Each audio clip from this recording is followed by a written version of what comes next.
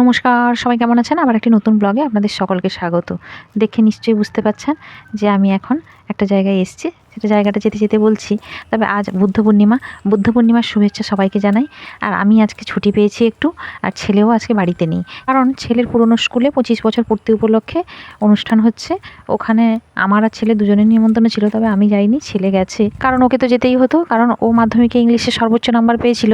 ওই ব্যাপারে ওর প্রাইজ আছে, ইংলিশ স্যার ফোনও করেছিলেন। আর তাছাড়াও প্রাক্তনী সম্মেলন হচ্ছে, তো সবার সঙ্গে দেখা হবে, পুরনো সবার সঙ্গে ওই দেখে ওদেরও একটু উৎসাহ হবে, ভালো লাগবে। সেই জন্য ওকে আমি পাঠিয়ে দিয়েছি, ও একাই গেছে বন্ধুবান্ধবের সঙ্গে। আর আমি একটু ভাবলাম যে এটাই সুযোগ, আজকে রান্নাবান্না নেই, এখন 12টা বাজে, আমি খেয়ে দিয়ে চলে এসেছি মা বাবার সঙ্গে একটু দেখা করতে। অনেক দিন মা বাবার সঙ্গে দেখা হয় না, আসলে ব্যস্ততার কারণে আসাও হয় না।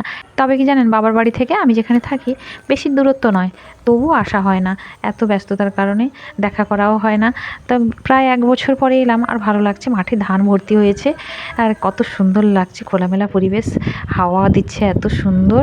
মানে এতদিন পরে নিজের চেনা জায়গায় এসে, নিজের চেনা রাস্তায় এসে খুবই ভালো লাগছে। যাকগে, যাওয়া যাক।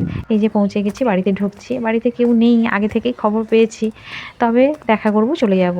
আসলে আমারও থাকার সময় হবে না। আমাদের পেছনের দিকে, বাবার বাড়ি পেছনের দিক দিয়েই ঢুকছি। মা বাবাকে একটু চমকে দিব, কারণ আমি তো না বলে এসেছি।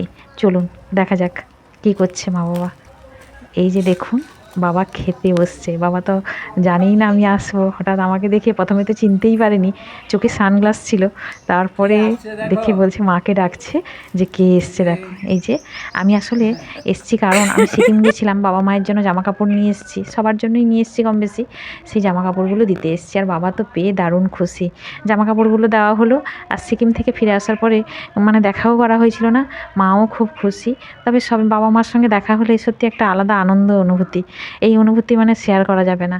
আর কবে দেখা হবে আবার কে জানে। তবে এত কাছাকাছি থাকা সত্ত্বেও আমার একেবারেই যে ঘন ঘন এসে দেখা করব সে সৌভাগ্য নেই। তবে বাবা কি করেছে দেখুন, আলমারি থেকে আমার দেওয়া সব জিনিসগুলো বের করে দেখাচ্ছে, বলছে তোর দিয়েছিলি এত জিনিস আছে, আরও জিনিস কি হবে।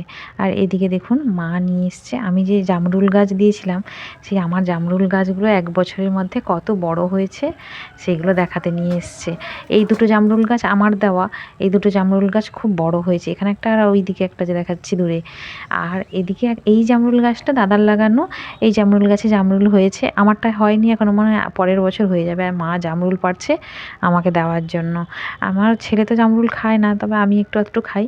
তবে এই যে দেখুন কত গাছ, সবজি বাগান, মানে চারিদিকে কত উচ্ছা ধরেছে, মা আবার উচ্ছাও তুলছে। মানে চারিদিকে লেবু গাছে লেবু, আম গাছে আম, চারিদিকে বাগান পুরো। আর এখন ফেরার পালা, থাকবো না, কারণ ছেলে সন্ধ্যাবেলা ফিরে আসবে। তবে কি জন্মস্থানে এলে কার বা ফিরে যেতে মন চায়, তবুও আমাদের ফিরতে হবে কর্মস্থানে। যাকগে, আজকের মতো ব্লগটা এখানেই শেষ করছি। ভালো থাকবেন, সুস্থ থাকবেন, নমস্কার।